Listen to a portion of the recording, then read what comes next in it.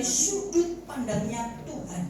Kita lihat 1 ayat 5. Terkesan sekali saya dramanya, Bu. Terima kasih. Sederhana sekali tapi mengena. Gara-gara anak kecil itu. Saya suka anak kecil soalnya. Yuk, saya paling suka anak kecil. Saudara belum kenal nama saya sudah ya? Sudah kenal ya, Bu? Belum. Oh, belum sih, Pak.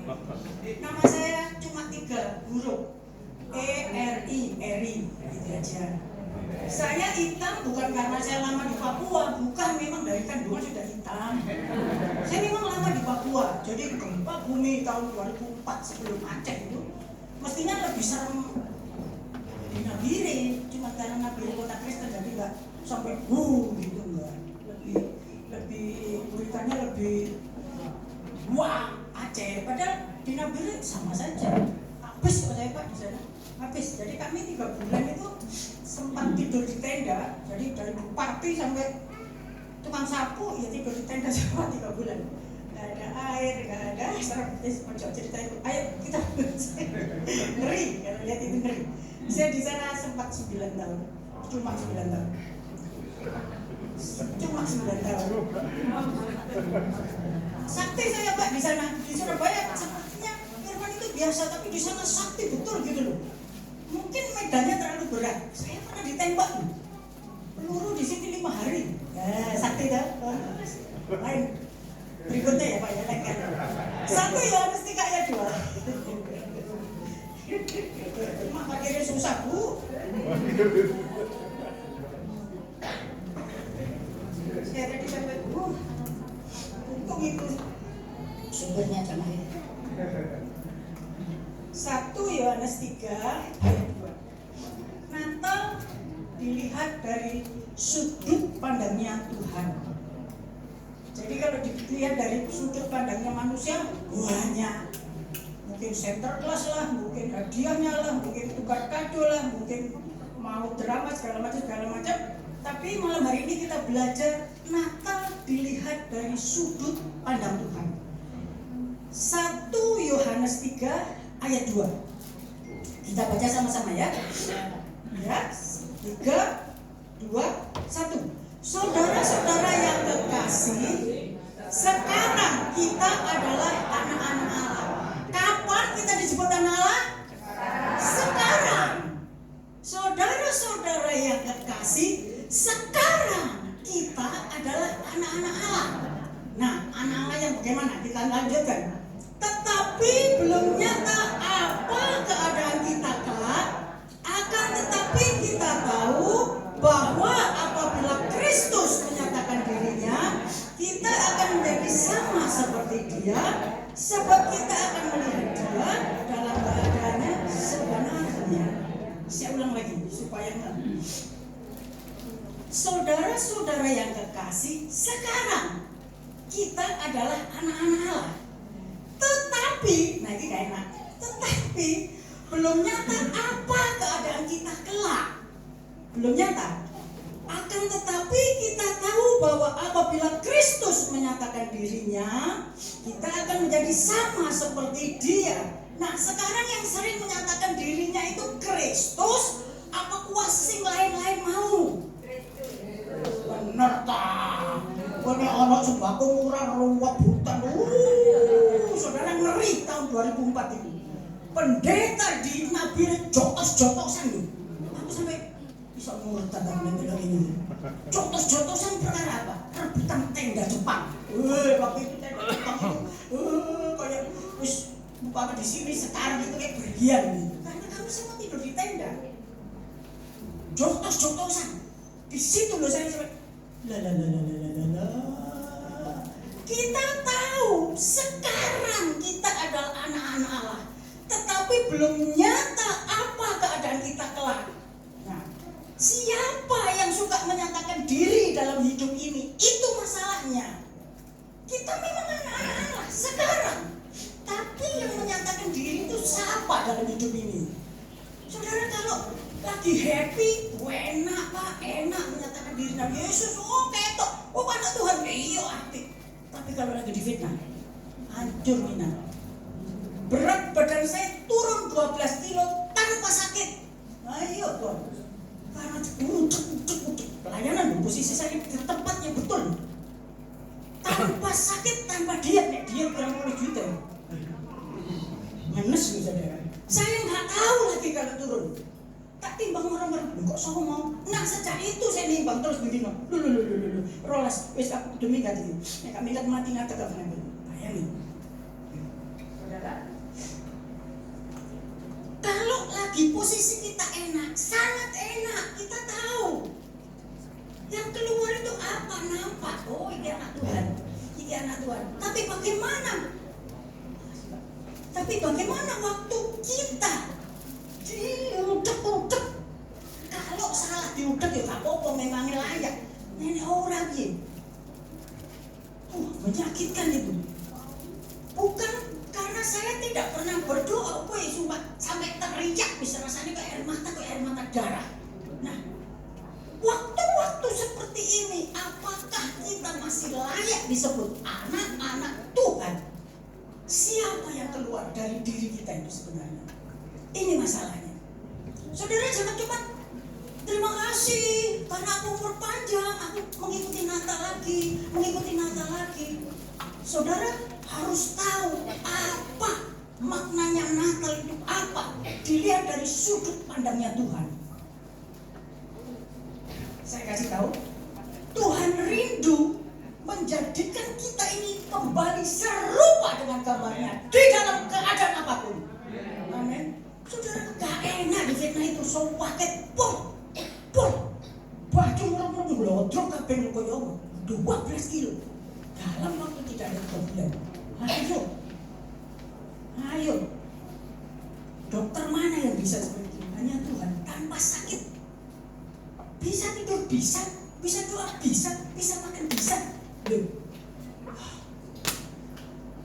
Kita tahu kita ini sekarang disebut anak Tuhan. Yuk kita lanjutkan lagi supaya ngerti. Kalau ini nggak ngerti, ayat ini nggak ngerti, kita nggak bisa lanjut. Kita adalah anak-anak Allah sekarang ya. Sekarang kita adalah anak Allah, tetapi belum nyata apa keadaan kita kelak. Akan tetapi kita tahu bahwa apabila Kristus menyatakan dirinya, kita akan menjadi seperti Dia. Sebab kita akan melihat Dia dalam keadaannya yang sebenarnya. Ini arti Natal yang dilihat dari sudut pandang Tuhan. Menjadikan saudara dan saya yang sudah amburadul ini hidupnya, siapapun saudara dan saya, tidak akan mungkin kita lepas dari dosa. Karena yang keluar kadang-kadang itu si kunyuk yang metu terus ya. Kadang-kadang kita tak senang, tapi jangan terus, tapi kita ya enjoy kadang-kadang, ya kan? Ayo, kayak teman-teman. Jadi yang menyatakan dirinya, yang keluar dari hidup kita itu sopo. Kalau dalam keadaan dunia ono lebih enak, tapi dalam keadaan kita difitnah, dalam kita keadaan dalam kesulitan, dalam kesukaran, mungkin penyakit yang nggak keluar seperti kesaksian Burel tadi. Siapa yang nampak dalam diri kita? Nah ini makna Natal sebenarnya. Mengembalikan saudara dan saya menjadi serupa dengan gambarnya. Amin. Ini makna Natal sebenarnya. Kalau ini sudah ada di sini, luar biasa. Amin. Nah ini nggak mudah. Waktu itu saya, ngelawan aku ini sopo. Saya dulu pernah sempat, jadi saya bergubernur sempat. Tapi buaya Jino. Nah itu kadang-kadang saya ngomong, aku sopo bukan wadah. Aku sopo. Kadang-kadang saya, itu sih ada. Padahal itu puluhan tahun yang lampau. Kadang keluar itu waktu terdesak, waktu tercepit, waktu tidak dihargai, waktu dibuang. Sakit, super sakit. Mungkin lebih dari yang tadi sakit.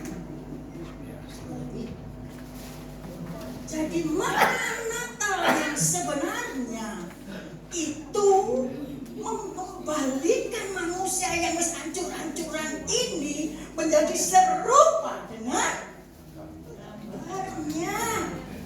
Amin. Saya pernah ketemu sama Imam Yosef waktu di Yerusalem tahun berapa saya lupa.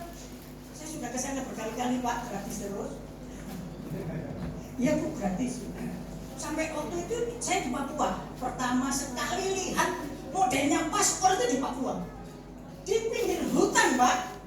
Jadi Tuhan itu memberkati manusia tidak lihat tempat.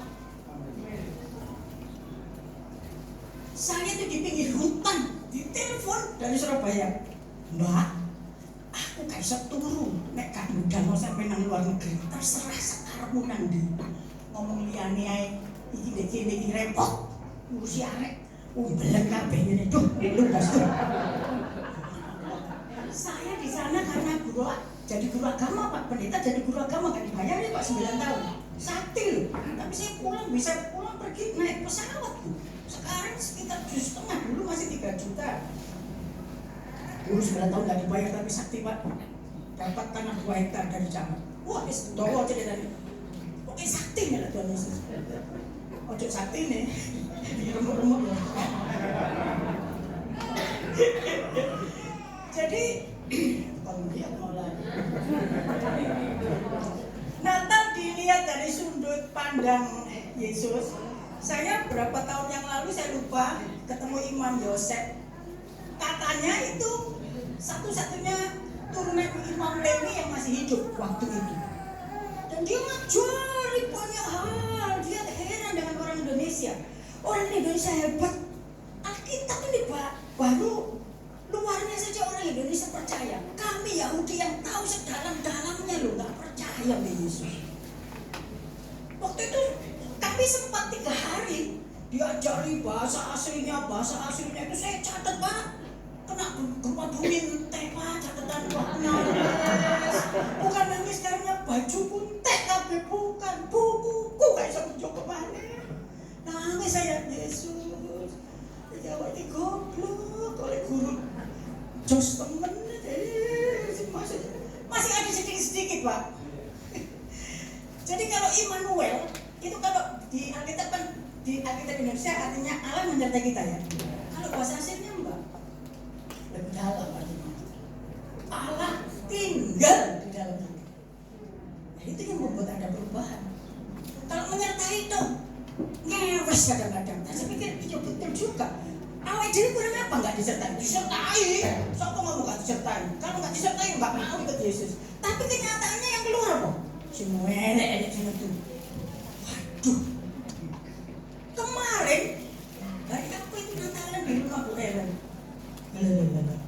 Makanan yang disediakan itu 2 kali yang hadir.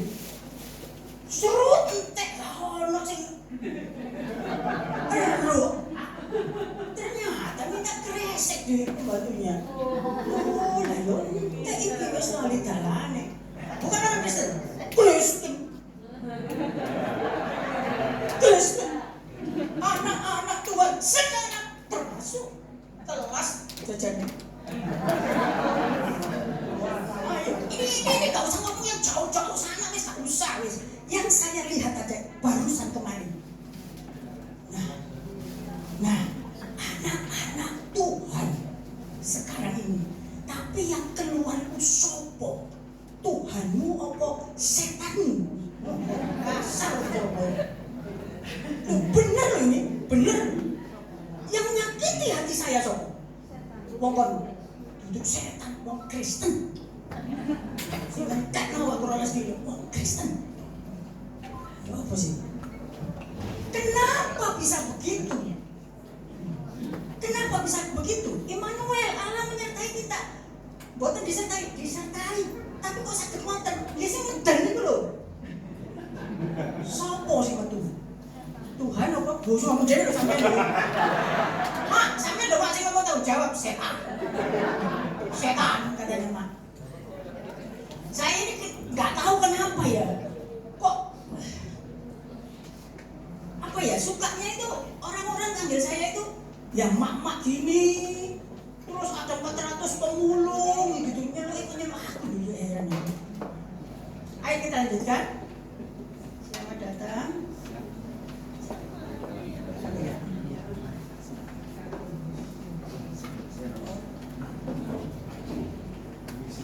Selamat datang Pak. Maaf sudah lanjut, kita lanjutkan ya. Kita lanjutkan ya. Saya baca lagi ayatnya. Natal dilihat dari sudut pandang Tuhan. Ayatnya ini saya ulangi sebentar sedikit karena baru datang. Saudara-saudara yang kekasih, sekarang kita adalah anak-anak Allah, tetapi belum nyata apa keadaan kita kelak. Akan tetapi kita tahu bahwa apabila Kristus menyatakan dirinya, kita akan kembali sama seperti Dia, sebab kita akan melihat Dia di dalam keadaannya yang sebenarnya. Saya ulangi sedikit. Saya tadi katakan, Pak, Natal dilihat dari sudut pandang Tuhan. Kalau sudut pandang manusia macam-macam. Apa artinya Natal? Sinterklas, Santa, kasih sembako segala macam. Tapi ini dilihat dari sudut pandang Tuhan.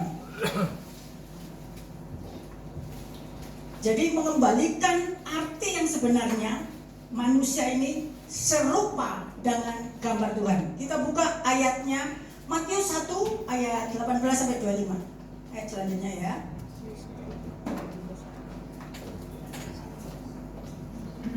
Matius 1 18 sampai 25. Ada mau dibacakan saya? Matius 1 ayat 18 sampai 25. Kelahiran Yesus Kristus adalah seperti berikut. Pada waktu Maria ibunya bertunangan dengan Yusuf, ternyata ia mengandung dari Roh Kudus sebelum mereka hidup sebagai suami istri. 19. Karena Yusuf suaminya seorang yang tulus hati dan tidak mau mencemarkan nama istrinya di muka umum, ia bermaksud menceraikannya dengan diam-diam.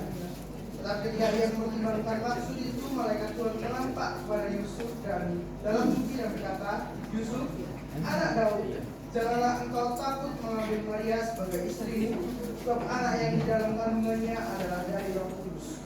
21. Ia akan melahirkan anak laki-laki dan engkau akan menamakan dia Yesus, karena dialah yang akan menyelamatkan umatnya dari dosa mereka.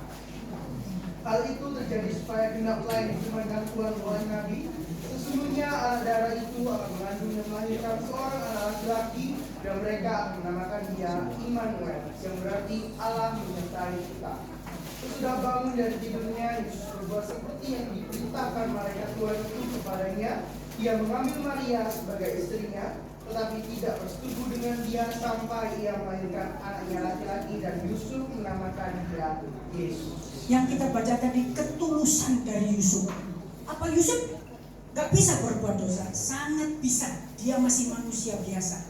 Tapi dia tulus betul. Yang keluar itu betul-betul siapa yang nampak? Pengendalian dirinya luar biasa. Iya kan?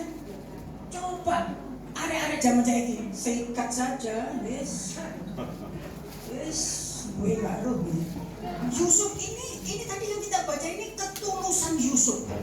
Jadi tulus betul. Saya sempat di dalam pelayanan ini yang waktu di Papua kami saya sempat di sana 9 tahun, cuma 9 tahun. Karena latar belakang saya teologi ya, jadi saya ngajar agama. Nah, seperti tadi saya ceritakan 9 tahun kami tidak dibayar. Dari mana duitnya UMT bayar? Kita malah kasih makan, kita malah mandiin dia, kita malah nyuci bajunya dia. Dari mana? Jadi kami tidak dibayar sama sekali. Tapi orang bisa melihat siapa kita. Camat loh, nggak kenal saya, camat pinjam KTP saya. Ibu guru gode, saya dulu gemuk, tadi dipanggil gode, sekarang ibu guru gode, saya bolehkah pinjam kamu KTP? Bapak, untuk apa KTP? Kok macam-macam pagi-pagi KTP? Saya masih mandiin anak-anak ini. Mereka nggak bisa mandi, Bu. Ibu saya tua. Saya yang mandikan. Guru ini STH, sarjana tinggi hati. Serem.